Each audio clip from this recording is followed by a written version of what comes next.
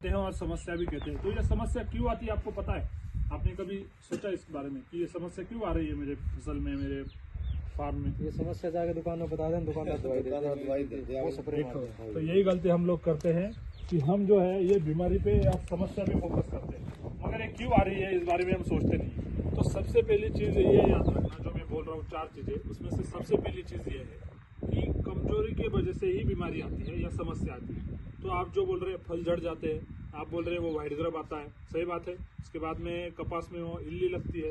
तो ये सब चीज़ें जो है वो एक ही कारण से है, क्योंकि आपके पौधे में और मिट्टी में कमजोरी है, सही बात है। तो हमेशा दिमाग में ये याद रखना कि फसल जो है वो सिग्नल देती है। आप रास्ते में जाने के बाद जो लाल हरा पीला जो लगता है सिग्नल, वैसे ये सिग्नल है। जब आपका पौधा पीला पड़ता है मतलब इसमें कुछ तो भी गड़बड़ है। दूसरा सिग्नल क्या देता है, उसमें इल्ली आती है, मतलब ये कमजोर हो चुका है, इसको बीमारी आ सकती है, ये सिग्नल है। मतलब आपका पौधा आपको बताता है कि मैं कमजोर हो चुका हूँ।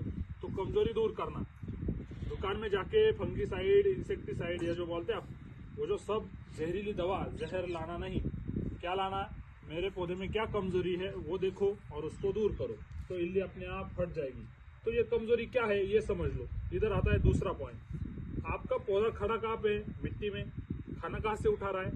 मिट्टी में से। पानी कहाँ से ले रहा है? मिट्टी में। मतलब उसकी 80% जो दिनचर्या है, 80% जो भाग है वो मिट्टी में है। तो 80% खर्चा भी मिट्टी पे होना चाहिए। आप लोग करते हो क्या? सिर्फ सब आपका सभी खर्चा किधर हो रहा है? ऊपर। मिट्टी पे हम खर्चा ही नहीं करते। समझ लो 100 रुपए आप खर्च कर रहे हो फसल में, तो उसमें से 80 रुपए आपके मिट्टी में से जाने चाहिए और 20 रुपए आप ऊपर कर सकते हो। क्यों? क्योंकि देखो क्लाइमेट जो है, क्लाइमेट हमारे हाथ में नहीं है। अभी आज इतना सारा ओस पड़ गया, इतना सारा, ये हमारे आपके इधर क्या बोलते हैं इसको? धुंध बोलते हैं। तो इतनी धुंध आ गई तो इससे क्रॉप पे असर पड़ता है और कभी कभी बहुत ज्यादा तेज धूप आ जाती है। तो ये हमारे हाथ में नहीं है।